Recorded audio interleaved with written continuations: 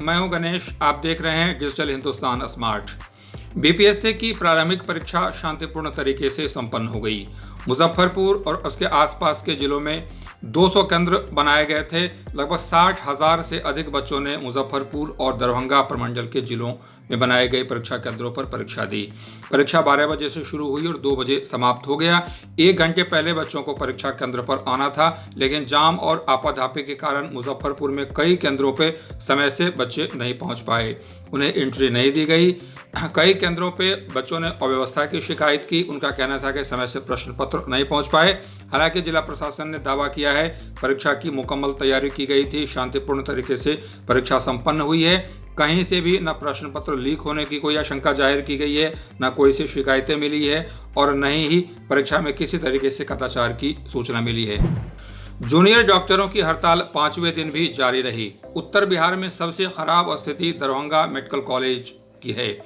5वें दिन भी जारी हड़ताल में लगभग 200 से अधिक मरीज आज वापस लौटे।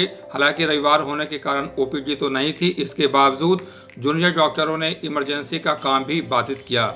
लगातार सरकार के प्रयास के बावजूद जूनियर डॉक्टर हड़ताल से डिगने को तैयार नहीं हैं। मुजफ्फरपुर मेडिकल कॉलेज में भी स्थिति बहुत अच्छी नहीं रही। हालांकि छात्रों ने और शिक्षक कॉलेज प्रबंधन ने दावा किया है यहाँ पर हड़ताल का बहुत खराब असर नहीं पड़ रहा है, लेकिन डीएमसीएच में लगातार मरीजों पर आफत बनी हुई है। इमरजेंसी के मरीजों को लौटना पड़ रहा है, निजी अस्पताल में उन्हें भर्ती किया जा रहा है। इस संबंध में डीएमसीएच के निदेशक और डीएमसीएच के प्राचार्य ने कहा है स्थिति नियंत्रण में करने की कोशिश की जा रही है। बाहर से भी डॉक्टर मंगाए जा रहे हैं। सीनियर डॉक्टर इस तरीके से उन्हें ड्यूटी दी गई है, तैनात किया गया है ताकि मरीजों को बहुत परेशानी ना हो। इसके बावजूद स्थिति नियंत्रण में आती हुई नहीं दिख रही है। पिछले 5 दिनों से लगभग 2000 से अधिक मरीज बिना दिखाए वापस लौटे, जबकि इमरजेंसी में भी मरीजों का अब टोटा होने लगा है। पश्चिमी चंपारण के इनरवा में भारत नेपाल सीमा पर तनाव अभी भी जारी है।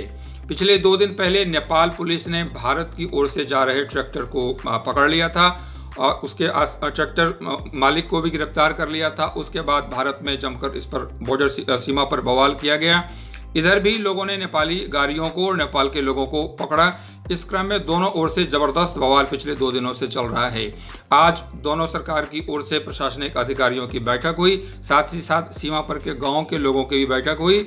माना यह जा रहा है कि देर रात तक जो कवायद चल रही है, जो प्रयास चल रहे हैं, उसमें शांतिपूर्ण तरीके से चीज़ों को सुलझा लेने का दावा जिला प्रशासन ने भी किया है और वहाँ की सरकार भी इस संदर्भ में, वहाँ की पुलिस भी इस संदर्भ में दावा किया है कि आज देर रात तक स्थिति को नियंत्रण में कर लिया जाएगा। प्रयास लगातार जारी हैं। दोनों तरफ के लोगों को भी बैठाकर बातचीत की जा रही है। शिवहर के पिपराही में किसान बर्बादी की रेत पर सोना उगाते हुए देखे जा सकते हैं। पिछले 2 महीने पहले जो बाढ़ आई थी उसमें भारी मात्रा में अपने साथ बालू छोड़ गई, जबकि उत्तर बिहार की गंडक, बूढ़ी गंडक, कोसी, अन्य नदियों की जो प्रकृति है उसमें यह माना जाता है कि जब बाढ़ जाती है तो अपने साथ उपजाऊ मिट्टी छोड़ जाती है। लेकिन इस बार बाढ़ की जो बर्बादी का आलम है वह पिछले अन्य वर्षों से भीषण भयानक है।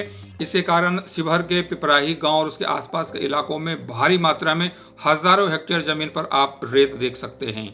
लेकिन इस बार किसान उस रेत को सोना में बदलने की कवायद शुरू कर दी है। जहाँ पे गेहूं की खेती होती थी या रबी की अन्य फसलों की खेती होती थी, इस बार किसान वहाँ पे कद्दू, नेनुआ, तरबूज और अन्य सब्जी उपजाने की कवायद में लगे हुए हैं। माना जा रहा है कि जिस रेत को देखकर किसानों के कलेजे फट रहे थे, जब उससे पैदावार होने लगेगा तो वही सोना उगलने लगेगा। इसकी तैयारी किसान के साथ साथ जिला प्रशासन और कृषि विभाग ने भी किसानों के सहयोग के लिए लगातार आगे आ रहा है। जिले में एक बार फिर कोरोना का कहर बरपाने लगा है। खास करके मुजफ्फरपुर जंक्शन पे कोरोना के संक्रमितों की संख्या लगातार बढ़ती जा रही है। जिला प्रशासन, स्वास्थ्य विभाग ने सूबे के सभी जंक्शनों पर और स्टेशनों पर कोरोना की जांच करके आदेश दिए थे। उसी आदेश के तहत मुजफ्फरपुर स्टेशन पर रोजाना कोरोना की जांच हो रही है। पिछले 5 दिनों में 20 से अधिक कोरोना संक्रमित पाए गए हैं। स्टेशन प्रबंधक का कहना था कि जी आने वाले मरीज नहीं बल्कि जो यहाँ से जाने वाले यात्री हैं उनकी जब जांच की गई तो वे कोरोना संक्रमित मिल रहे हैं।